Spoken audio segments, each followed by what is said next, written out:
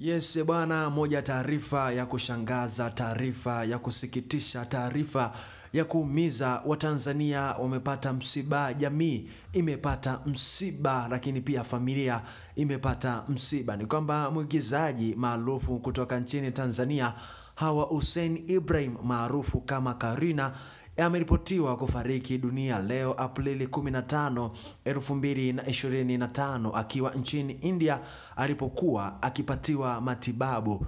Karina alikuwa akisumbuliwa na matatizo ya tumbo kwa zaidi ya miaka 9 na kufanyiwa upasuaji zaidi ya mara 24.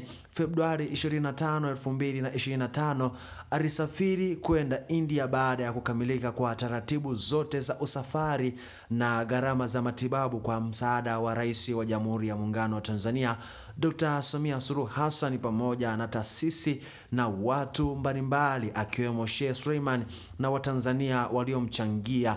Kabla ya kuondoka, Karina alitoa shukrani kwa wote waliomsaidia akionyesha matumaini makubwa ya kupata nafuu.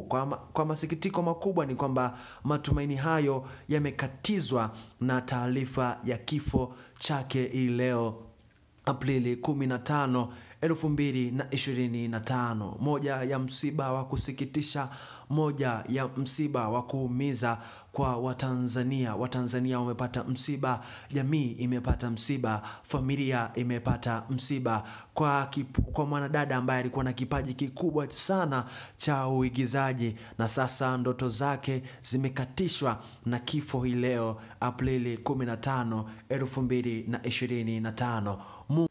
Ewe Karina, umetangulia na sisi tunafuatia. Bwana ametoa, Bwana ametoa, jina lake lihimidiwe.